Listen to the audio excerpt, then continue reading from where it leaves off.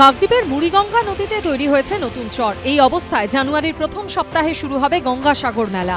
কিন্তু তার আগে এই চরই এখন মাথা ব্যথা হয়ে দাঁড়িয়েছে দক্ষিণ চব্বিশ পরগনা জেলা প্রশাসনের কাছে।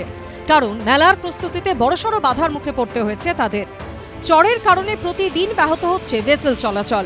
এই পরিস্থিতিতে বৃহস্পতিবার সেচ ও সুন্দরবন উন্নয়ন মন্ত্রীর উপস্থিতিতে জরুরি বৈঠক করেন দক্ষিণ চব্বিশ পরগনার জেলা শাসক। দুয়ারে গঙ্গাসাগর মেলা, তাই তার আগে তড়িঘড়ি সমস্যা মেটাতে শুক্রবার থেকেই অতিরিক্ত পলি কাটার যন্ত্র বসানো হয়েছে। ড্রেজার নতুন করে আরো আসছে, অতএব সেটা দিয়ে সমস্ত সমস্যার সমাধান।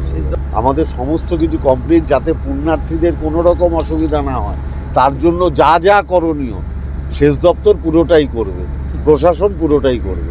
প্রায় 2016-17 সালে একটা জাহাজে ডুবেছিল, কিন্তু ওই জাহাজটা তোলা হয়নি, ফলে স্বাভাবিকভাবে সেই জায়গাতে একটু সিলটেশন হচ্ছে। তবে সেটা এমন কোনো সমস্যা দেখা দেবে না। এবং আরও অতিরিক্ত ড্রেজার আগামী 25 তারিখের মধ্যে আসছে। মকর সংক্রান্তির দিন প্রতি বছরই গোটা দেশ থেকে লক্ষ লক্ষ পুণ্যার্থী আসেন এই গঙ্গাসাগর মেলায়। তাদের যাতায়াতের অন্যতম ভরসা এই কাকদ্বীপের মুড়িগঙ্গা নদী। দীর্ঘদিন ধরেই এই নদীতে পলি জমতে থাকায় ভাটার সময় যাত্রী পারাপারের ভেসেল বন্ধ রাখতে হয়। মেলা শুরুর মাত্র দিন 20 আগেও গড়ে 7 থেকে 8 ঘন্টা ভেসেল বন্ধ রাখতে হচ্ছে। ফলে প্রতিদিন চরম হয়রান হতে হচ্ছে সাগরের বাসিন্দা থেকে তীর্থযাত্রীদের। আগে ডিসেম্বরের শেষ সপ্তাহের মধ্যে নদীর পলি কাটা শেষ করার কথা থাকলেও এখন অনিশ্চয়তা তৈরি হয়েছে। এই যে চর জমে যাচ্ছে, হঠাৎ রাত্রে আমরা একটা লেভেলে চালিয়ে আসছি, হঠাৎ ওখানটা চরে লেগে বসে গেল। যাত্রীরাও যেরকম ভোগান্তে পড়বে, আমরাও বিরাট ধরনের ভোগান্তে পড়বো। কখন লাগবে আবার কখন ছাড়বে, সেই জোয়ার পড়লে ভাসলে ছাড়বে। ওই জাহাজটা যাতে তুলে নেওয়া যায় তার জন্য আবারও অনুরোধ করব প্রশাসনিক কর্মকর্তা যিনারা আছে। ইসরোর প্রযুক্তিতে তৈরি হওয়া জিপিএস প্রত্যেকটা ভেসেলে বসছে এবং আমরা ওই জায়গাটাতে মার্কিং করব যাতে কোনোভাবেই কোনো ভেসেল যাতে ওই চড়ার উপরে না উঠে যায়।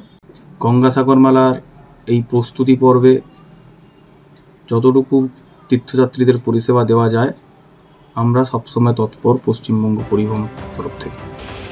এখন সাগর মেলার আগে এই সমস্যা কাটিয়ে ওঠাই দক্ষিণ চব্বিশ পরগনা জেলা প্রশাসনের কাছে সবথেকে বড় চ্যালেঞ্জ। গৌতম মণ্ডলের রিপোর্ট, এবিপি আনন্দ, দক্ষিণ চব্বিশ পরগনা। সত্য অন্তহীন, সত্যের খোঁজও তাই, সত্য সন্ধানে তাই আমরা অক্লান্ত, অকুতভয়। এবিপি আনন্দ নতুন ভাবনার প্রতীক, যা মনে মুক্ত, তথ্যে যুক্ত এবং যাবতীয় সীমানার বাঁধন থেকে মুক্ত। সীমা না শব্দটির মধ্যেই লুকিয়ে আছে মানা শব্দটি, যেন চোখ রাঙানি এক অদৃশ্য বেড়াজাল, যা আটকে রাখে আমাদের এক ছোট্ট গণ্ডির মধ্যে।